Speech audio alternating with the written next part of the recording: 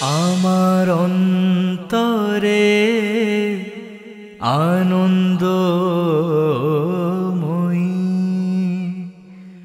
অন্তরে আনন্দময়ী, সদা করিতেছেন কেলি অন্তরে আনন্দময়ী।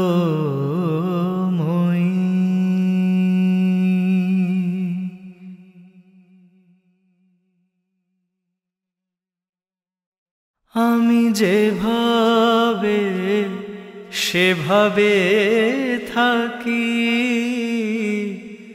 নামটি কভু নাহি ভুলি, যেভাবে সেভাবে থাকি, নামটি কভু নাহি ভুলি। আবার দুআখি মুদিলে দেখি, অন্তরেতে মুন্ডমালি, অন্তরে আনন্দময়ী।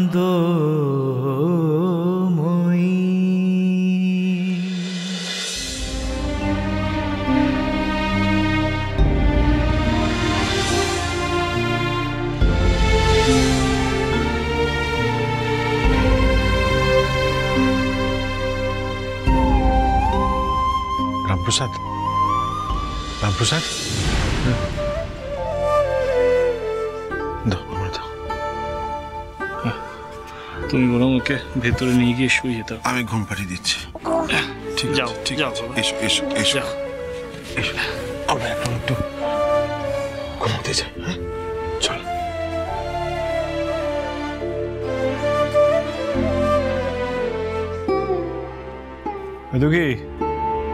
কি বসে আছিস কেন রে? হ্যাঁ, যা, অনেক রাত হলো, শুয়ে পড়। হ্যাঁ যাই, শুলেই কি আর ঘুম আসবে গো প্রসাদ ঠাকুর?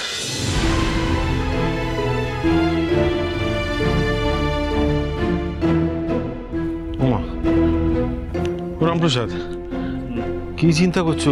মনে হচ্ছে অন্যমনস্ক। কি হয়েছে গো? হ্যাঁ, মনটা ভালো নেই গো দাদা, আমার ভালো লাগছে না। কতদিন হয়ে গেল সর্বাণীকে আমি দেখি না।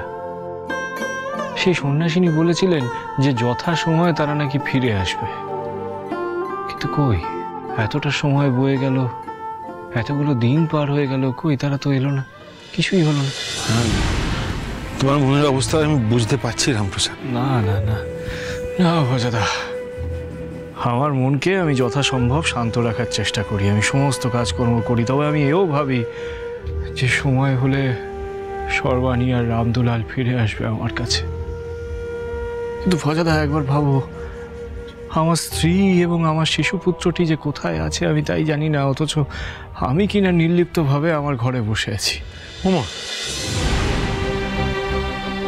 তুমি বলছো যে তুমি নির্লিপ্তভাবে রয়েছো? হ্যাঁ রামপ্রসাদ, মাথার উপরে মা আছেন, তিনি সব দেখছেন। তিনি দেখছেন যে বৌঠান আর ওইটুকু শিশুকে নিয়ে তুমি কতটা চিন্তা করছো। তাছাড়া ভৈরবী মা, উনি যদি প্রকৃত সন্ন্যাসিনী হন তাহলে তো উনি ভুল বলবেন না। তাছাড়া আমার মন বলছে রামপ্রসাদ, বৌঠানরা যেখানে আছে ভালো আছে, দেখো ঠিক সময় ওরা ফিরে আসবে।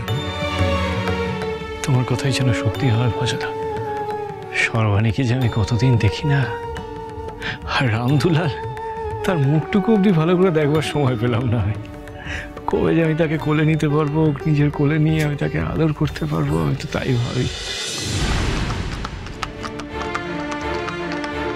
শুনতে পাচ্ছ? কারা যেন ঘোড়া ছুটিয়ে আসছে বলে মনে হয়। হ্যাঁ তাই তো, এটা ঘোড়ার খুঁড়ের শব্দ। এত রাতে ঘোড়ার, আর এদিকেই তো আসছে। আমার মনে হয় কৃষ্ণনগরের রাজা বোধহয় আসছেন। না না, মহারাজ এত রাতে হঠাৎ এখানে কেন আসবে না? তাছাড়া ঘোড়া ছুটিয়েই বা আসবেন কেন? তো অন্য কেউ বোধ হয়।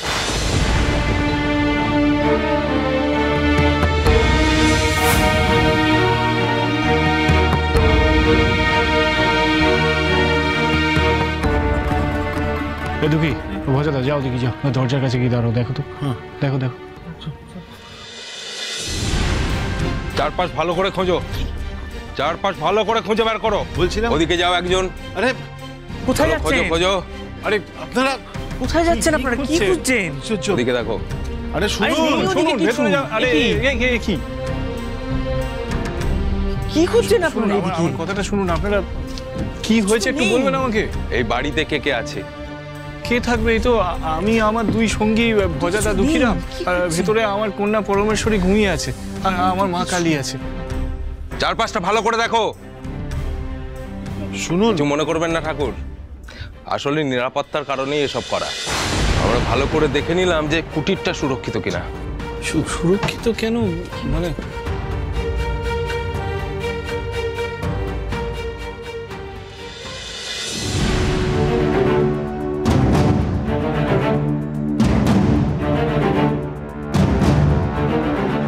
কে আপনি?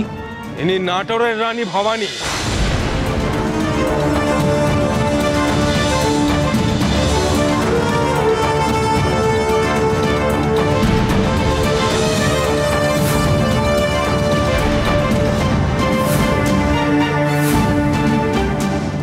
সেনাপতি, হুকুম রানীমা। তোমরা সকলে বাইরে অপেক্ষা করো, আমি ওনার সাথে নিভৃতে কথা বলতে চাই।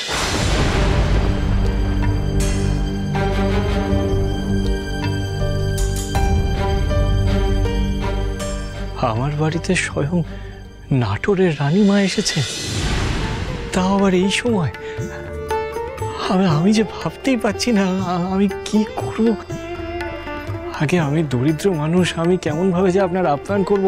দাঁড়ান দাঁড়ান, আপনি আসুন রানীমা, আপনি এখানে বসুন, আসুন। এই অসময়ে এসে আপনাকে ব্যতিব্যস্ত করছে নিরুপায় হয়ে। তার নিশ্চয়ই কোনো অনিবার্য কারণ রয়েছে রানীমা। আপনি আমাকে বলুন না যে আমি আপনার জন্য কি করতে পারি। আমি বহুকাল ধরেই আপনার সাথে সাক্ষাতের কথা ভাবছিলাম। আমার গুপ্তচরেরা অনেকদিন ধরেই আপনাকে নজরে রেখেছে। আপনার স্ত্রী ও পুত্র নিখোঁজ, আমি তাও জানি ঠাকুর। আমি জানি আপনি পরম মাতৃভক্ত। এমনকি আমি এও জানি আপনার মতো মাতৃসঙ্গীত এ ভূভারতে কেউ রচনা করতে পারবেন না। আপনি আমার বিষয়ে এত কিছু জানেন রানীমা, কিন্তু আপনার আমার কাছে আসার কারণটা ঠিক পরিষ্কার হলো না। আপনাকে আমার সাথে যেতে হবে ঠাকুর।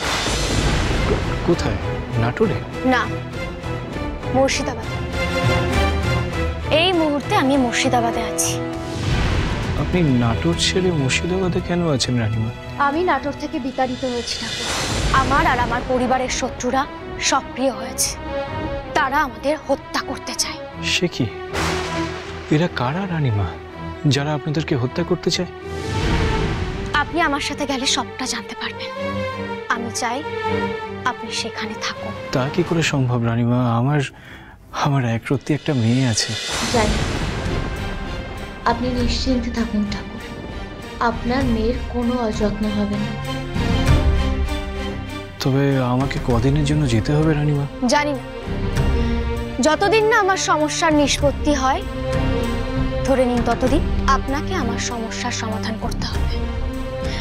আপনি যদি সমাধান করতে পারেন তবেই আপনি ফিরতে পারবেন। তা কি করে হয় রানীমা?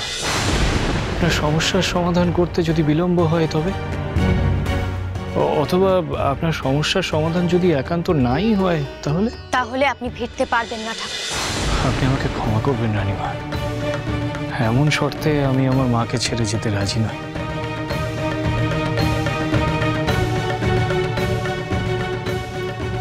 আমি নাটোরের রানী ভবানী। যদি আমি জোর করি তাহলে?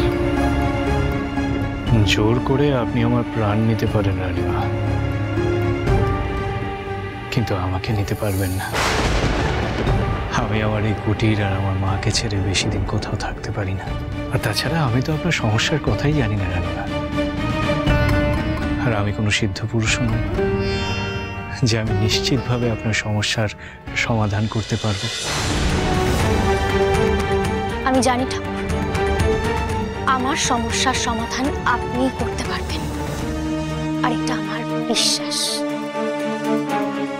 আপনি আমাকে ক্ষমা করবেন রানীমা, আমি আপনার সাথে এখন যেতে পারবো না। সেনাপতি, বেশ, আপনি তবে যাবেন না। আসি। আদেশ করুন রানীমা, ওনাকে আমাদের সাথে নিয়ে যাই। না সেনাপতি, এখনই তার কোনো প্রয়োজন নেই।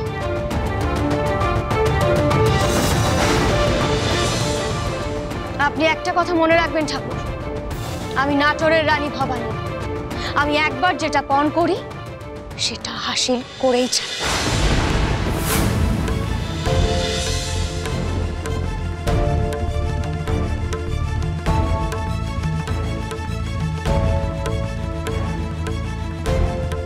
রামপ্রসাদ, ও রামপ্রসাদ, এ তো বড় বিপদের কথা। তা যা বলেছ, রানীমার কথাগুলো কেন জানি না কেমন অন্যরকম শোনালো।